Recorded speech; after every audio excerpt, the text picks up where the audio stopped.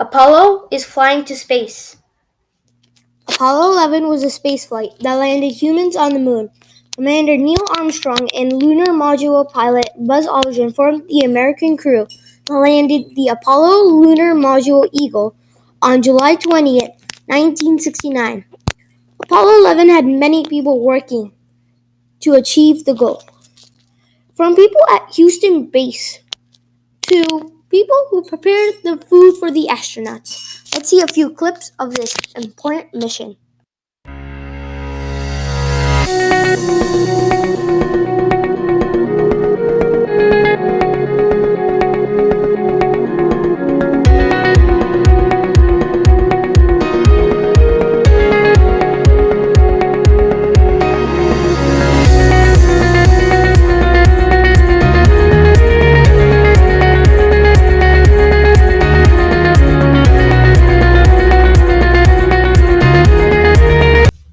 The cause of Apollo 11 goes back to the Cold War. It wasn't really cold, I hope. The Cold War was a war where the United States and the USSR fought each other. In this war, another thing started. It was called the space race. So far, the USSR were leading in this race. They had a satellite in space. They had a man in space. They even had a dog in space. Like a dog. The United States wanted to catch up. So this gave determination to create the Apollo 11. But the scientists didn't have their work cut out for them. Apollo 11 had many problems, such as how would the man react once he's in space? How would the spacecraft come back to space? How much fuel would it need? Plus, there was much risk. So much risk that Neil Armstrong got $17,000. Hold up, scratch that. $170,000 just to go to the moon. Like, I could use that money. Let's go to problem number one. Problem number one, the spacesuit. Now, the spacesuit had a lot of needs.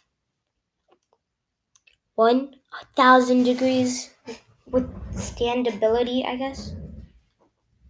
Wouldn't allow the human skin to float off. And all the other things humans need to live in space. This is hard. Scientists came up with millions of ideas, millions of prototypes, until they finally decided on one. On to problem number two. Problem number two, we wouldn't say is a problem. It's more of a need to build. Problem number two is the spaceship itself. We needed to create a spaceship that would go to space, land on moon, and bring the humans back safely. Doing all of that requires some brains. When I say brains, I mean big brains.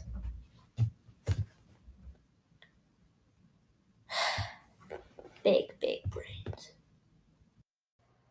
Now, the third problem is the astronaut himself. Now, I wouldn't call him a problem, but we need the best thinkers, best in fitness, best in everything to go up in space and represent the world. This tough job fell to NASA. Now, you might think a lot of things, like from piloting the space shuttle to the moon is one. Two is living there and know how to do that. Three is being able to collect samples and not being stupid. Four is being able to withstand the gravitational pull that brings everybody down. Yeah, leaving that, it's not going to be like, oh yeah, I'm in space now. It probably hurts. Like when you're on a roller coaster, you'll feel gravity pulling you back down with immense speed. This is half of what an astronaut feels. Think that. Actually, not half. Times 10. Solution number 1 is basically how they created the spacesuit. Spacesuit is created with the undergarment, which is a cooling module, I guess you would call it. It's made out of mylar, okay, with a cooling system on the back. Then we go to the top layer. In the top layer, we have 1 layer of bladder, 5 layers of marble, 1 layer of heatproof, 1 layer of waterproof, 1 layer of bulletproof. Now, they have bulletproof in there because they state that space dust comes at such a speed that it's equivalent to a bullet. To the second solution, now creating a spacecraft was not easy. Trust me when I say that. It took us 500,000 gallons of fuel just to get into space. After that, we had 3 stages where as soon as we got out of the atmosphere, we had the first stage and the second stage leave us. Then we had the last stage, which is lunar module, and the third stage with us. Halfway through the journey, we started using fuel in stage 3. Soon we arrive at the moon, everything happens. Then as soon as we're leaving, halfway back to Earth, stage 3 separates.